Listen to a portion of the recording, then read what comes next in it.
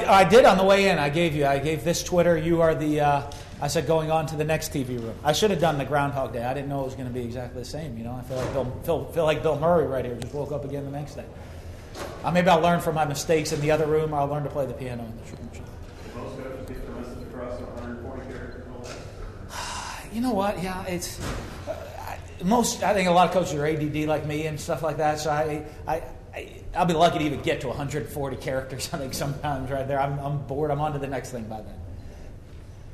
First time running through this SEC media out. Let's talk about that. You know what? For me, it's always neat when you're in a conference. I love coaching football. I love making an impact on young people's lives. But also to get to do it in a place where there's so much excitement, not just from your student body, but from your fans, from people throughout the South, obviously from the media, all that attention that the Southeastern Conference gets from media, it makes it a really neat deal. And, so I guess for me, I'm enjoying it, having fun, and getting to enjoy the experience. If I get to become a weathered coach one day after 20 years, maybe I'll be, grumpier or something, or be shorter with my answers. But I was going to bring my camera today, so I could film this, kind of like my experience of what it is like being with you all, instead of you just filming me all day. This is a lot of attention, but you said you were around some guy named Tebow the last couple of years. Does that make it easier? Yeah, you know what? I used to be, like Puerto Rico, getting me from room to room. I used to have to do that for Tim. One more question. We got to get him out of here. We got to get on to the next meeting. And so now I guess, I've seen it all before.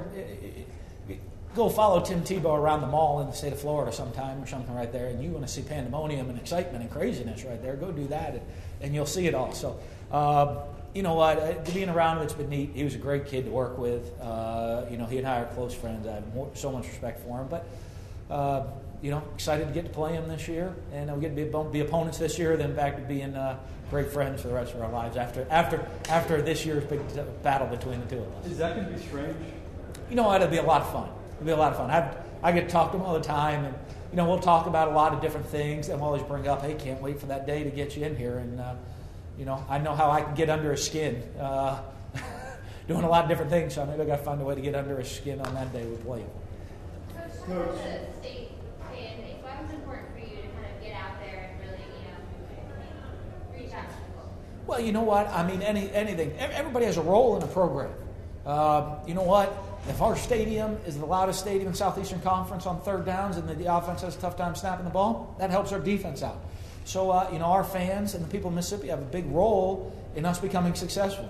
I had a lot of people tell me, boy, we were champions in the late 90s, and that stadium was one of the loudest, toughest stadiums to play in the league. Was that they were champions because they had all those people cheering for them, or did all those people cheer for them they were champions? Probably had a lot to do with each other.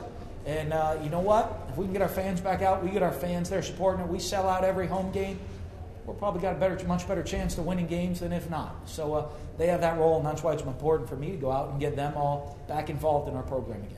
I know Urban Meyer's had a big impact on you. Kind of a two-part question. How are you two alike, and how are you not alike? Boy, I don't know. I mean, there's a lot of different ways. You know what I mean? I think maybe personally, I think we're a very different person. I mean, things we enjoy to do, how we spend our free time, a lot of those different things.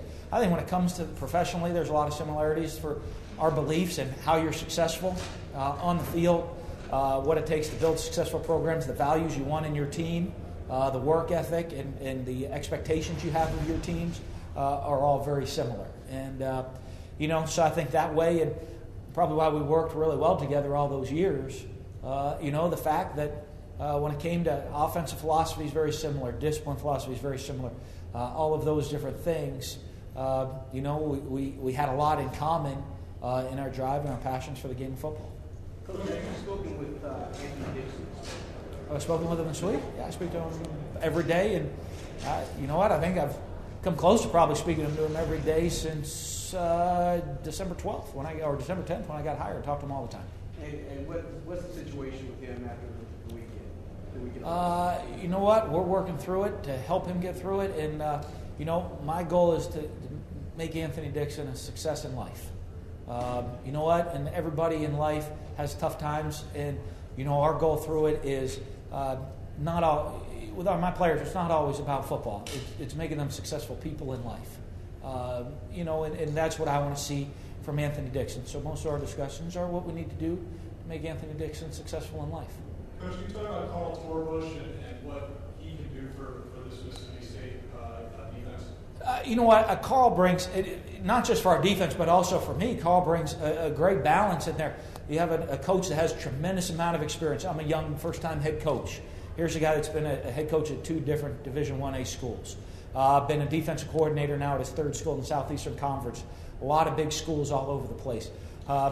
Been through all the different, Carl will sit down and tell you stories for hours and hours, all the coaching he's been through, and situations and things he's had to deal with.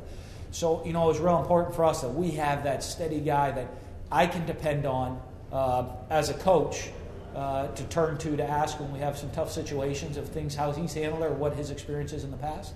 But also for our players, for us to go get a guy that's been successful at so many different places as a coordinator to continue that great defensive tradition that Mississippi State has always had. Is there a different challenge to getting a junior college guy used to what they're trying to do? Maybe that's cooler in some things too.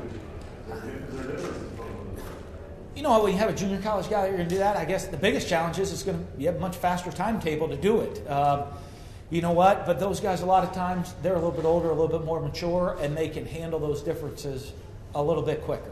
I would say Matt Bayless, our strength and conditioning coach, does an awful good job of introducing guys to our program and what it takes to be a Mississippi State Bulldog. And they get that right up front day one with Matt Bayless, and they get it every day through their whole career with us. So, those junior college guys, they just got a quicker time. They got to figure out what it takes to become a winner than some of the guys who have 4 years to deal with. Talking about that condition, is Anthony Dixon where you want him to be weight-wise?